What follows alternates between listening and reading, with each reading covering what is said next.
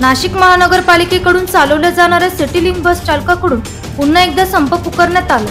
वारंवार पुकारण्यात येणाऱ्या या संपामुळे विद्यार्थ्यांसह नाशिककर नागरिकांची मोठ्या प्रमाणात गैरसोय होत असून प्रवाशांना वेठीस धरले जात असल्याचे नागरिकांकडून सांगण्यात येते।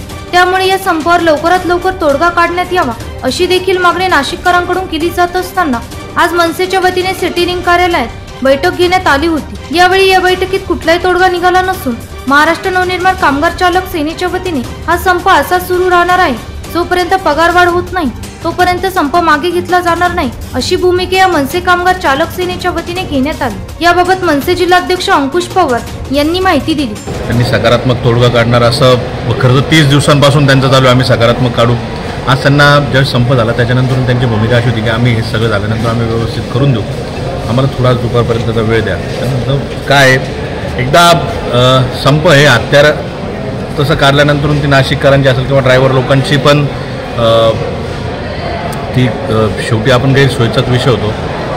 परंतु ही पेमेंट वाढ होस तर महाराष्ट्र नवनिर्माण सेना कुठल्याही परिस्थितीत तुसभर सुद्धा मागा सरकणार नाही आणि याचा प्रत्यय या दोन्ही कॉन्ट्रॅक्टर आहे त्यांना लागल, त्यांना समजल आणि कर्मचारी किंवा ड्रायव्हर लोकांना जे गृहीत धरायचं काम चालू आहे तर ड्रायव्हर लोक असतील किंवा सर्व कर्मचारी ज्यावेळेस त्यांच्यावर येतात, त्यांच्या अस्तित्वाच्या लढाईवर येतात, त्यावेळेस प्रत्येक ड्रायव्हर लोक काय असतो हे या प्रशासनाला दिसल्याशिवाय राहणार नाही। आणि महाराष्ट्र नवनिर्माण सेना आणि सर्वच कर्मचारी, आमचा दिनेश खैरनार, दिनेश थोरात व त्यांचे सर्व सहकारी त्यांना या दाखवून दिलं जाईल। परंतु यांनी कुठले आम्हाला जे लेखी आश्वासन दिलेले त्याची अंमलबजावणी झाल्याशिवाय आम्ही शांत बसणार ते म्हणण्यापेक्षा यांनी आम्हाला जवळजवळ ते 1 महिन्यापासून आमच्याकडनं 8 दिवसाची मुदत घेऊन कर्मचाऱ्यांच्या ड्रायव्हर लोकांच्या तोंडाला पानं पुसण्याचा प्रयत्न केला।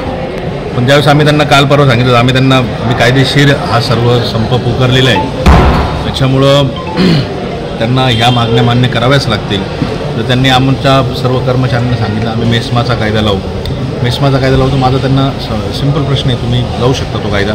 240 दिवस झाल्यानंतरून तुम्हाला कर्मचाऱ्यांना परमनंट करावं लागतं, त्यांची सलग सेवा झाल्यानंतर। हे कायद्याचं जसा पाहिजे त्यांनी तोडायचा मोडायचा आणि मग कर्मचाऱ्यांनी त्यांच्या हक्कासाठी भांडण केलं तर मग त्यांना कुठलं तरी एक धाक दाखवायचा, हे काही योग्य नाही। आणि त्यांनी काय त्यांचे पावलं उचलावे आम्ही त्याच्या पुढचं आमच्याकडे पाऊल तयार आहे। निपुंजा पगारात कर्मचारी सुद्धा किती दिवस काम करते, महानगरपालिकेनं हे किती लोक कॉन्ट्रॅक्ट घेतात किंवा कर्मचाऱ्यांचा पगार घेतात आणि कर्मचाऱ्यांना अशी म्हणजे प्रत्यक्षात किती पगार दिला जातो या गोष्टीची चौकशी होणं गरजेचं आहे। मी त्याच्याकरता आज महानगरपालिका आयुक्तांना आज भेटणार आहे आणि त्यांच्याकडे या विषयात सर्व विषयाची मी त्यांना गंभीरतेने दखल घ्यावी किंवा त्यांनी चौकशी लावावी याची मागणी करणार आहे। सिटी लिंक बस प्रशासन चालकांना आणि कर्मचाऱ्यांना गृहीत पकडून वेठीस धरण्याचे देखील काम केले जात आहे। त्यामुळे पगारवाढ झाली नाही तर चालक काय असतात हे दाखवून दिल्याशिवाय राहणार नाही असा देखील इशारा मनसेच्या वतीने देण्यात आला। एनसीएन न्यूज साठी प्रतिनिधी रोहन दानी, नाशिक।